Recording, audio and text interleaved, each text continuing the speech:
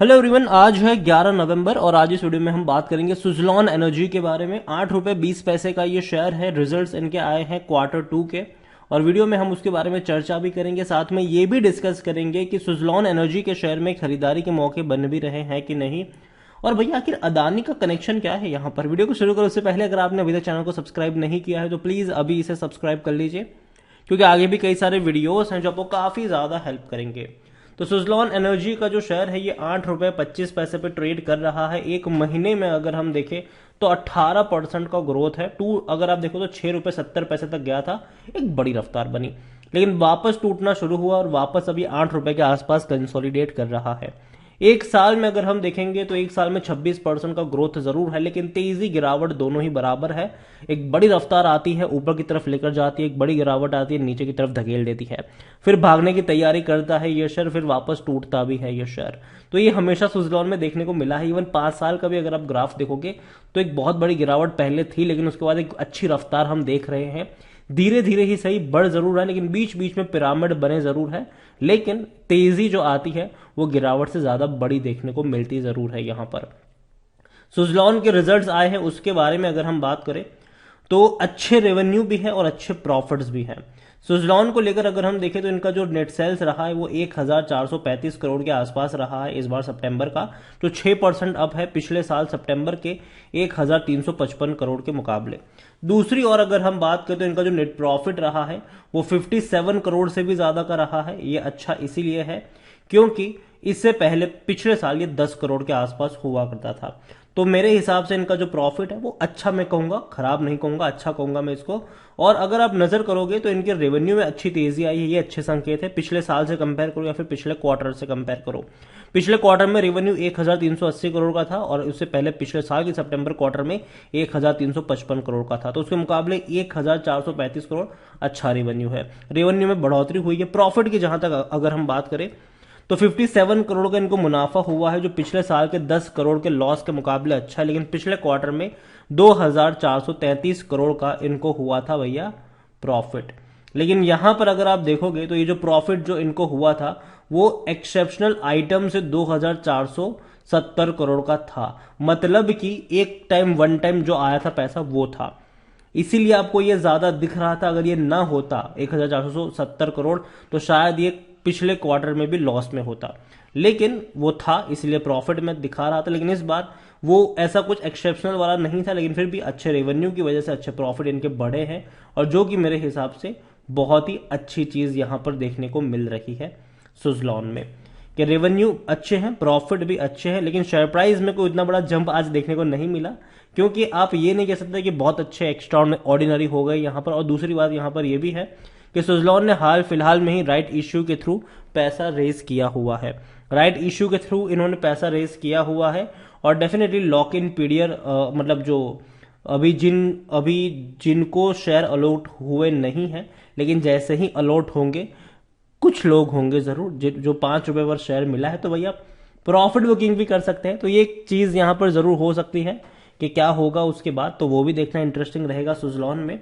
तो अभी से कुछ भी शॉर्ट कहना थोड़ा सा मुश्किल है, लेकिन मुझे लगता है कि जिस तरीके से कंपनी आगे बढ़ रही है चीजें थोड़ी सी बेहतर जरूर हो रही है इनके लिए। और यही वजह है कि इनके वॉल्यूम्स काफी हाई नजर आ रहे हैं, काफी बड़ी क्वांटिटी में शेयर ट्रेड हो रहे हैं। 7 करोड़ तक के वॉल्यूम से एनएससी में और बीएससी में भी 2 करोड़ तक के वॉल्यूम्स हमें देखने को मिल रहे हैं। मिड कैप शेयर है, 8370 करोड़ के आसपास का इसका मार्केट कैप है। इतना ही नहीं, अगर हम नजर करेंगे तो भैया दिक्कत है, प्रमोटर के पास शेयर बहुत कम है और प्रमोटर बेच भी रहे अपनी होल्डिंग को। 14%, 14.5% की होल्डिंग प्रमोटर के पास है। 7.05 FIIs, 0.07 mutual fund, 1.39 insurance company, हर किसी ने खरीदारी करी है। लेकिन प्रमोटर के सारे शेयर्स गिरवी है, ये भी एक सबसे बड़ा नेगेटिव पॉइंट यहां पर जरूर रहेगा। सुजलॉन एनर्जी के बारे में अगर हम देखें तो according to Moneycontrol user 13% लोग कह रहे हैं कि बेचो, बाकी हर कोई कह रहा है खरीदो, खरीदारी करी है तो बने रहो। और दूसरी ओर इनसाइडर ट्रांजेक्शन समरी अगर आप देखो तो भैया प्रमोटर पता नहीं क्यों बेचते जा रहे हैं। इवन एम्प्लॉइज के जो रिलेटिव्स वगैरह है वो भी भैया लगातार बेच रहे हैं, पिछले कुछ ट्रांजेक्शन अच्छे नहीं रहे हैं। यहां पर आप देखोगे तो रेवेन्यू टूट रहे थे इनके, लेकिन अब बढ़ना शुरू हो चुके हैं और अब ये कांस्टेंट रह सकते हैं यहां पर। जो कि अच्छा साइन है। 6,580 करोड़ का रेवेन्यू हुआ था ये फाइनेंशियल ईयर 2022 में, और प्रॉफिट अगर आप देखोगे तो कंपनी लॉस में थी, लेकिन अब बहुत बड़ा प्रॉफिट दिखा सकती है, जो कि अगेन मेरे हिसाब से अच्छी बात होगी। यहाँ पर सुजलॉन में खरीदारी करने का सही मौका, क्योंकि शेयर ओवरबोर्ड जोन में नहीं है, कहना है टिकर टैप का, कोई भी रेड फ्लैग नजर नहीं आ रहा है, कोई भी एनालिस्ट खरीदारी करने की बात भी नहीं कर रहा है, अपनी राय नहीं दे रहा है। होल्डिंग के बारे में हमने ऑलरेडी डिस्कस किया कि प्रमोटर अपनी होल्डिंग को लगातार बेच भी रहे हैं और गिरवी रख भी, सारी की सारी होल्डिंग अब गिरवी हो चुकी है प्रमोटर की। लेकिन दूसरी ओर अगर हम देखने की कोशिश करेंगे तो म्यूचुअल फंड ने हल्की सी खरीदारी करी है, 0.05% की होल्डिंग 0.07 पर आ चुकी है, लेकिन डोमेस्टिक ने बहुत बड़ी बिकवाली करी है, 11.65% की होल्डिंग घट के हो चुके हैं 8.18 पर। एफआईएल्स की अगर हम बात करें तो 7.38% की होल्डिंग 7.85 पर आई है, और रिटेल वालों की अगर आप देखें तो 69.40% की होल्डिंग रिटेल और अदर्स के पास देखने को मिल रही है। उसमें से भी रिटेल इन्वेस्टर के पास 28.38% की होल्डिंग देखने को मिल रही है। ओवरऑल सुजलॉन को लेकर मैं अभी के लिए इतना ही कहूंगा कि कोई उतना एक्स्ट्रा ऑर्डिनरी शेयर नहीं है कि आप एक बहुत बड़ा इन्वेस्टमेंट करके बैठ जाओ। यहाँ पर हल्का फुल्का निवेश आप कर सकते हो अगर 8 रुपए के नीचे सुजलॉन का शेयर आपको मिलता है तो।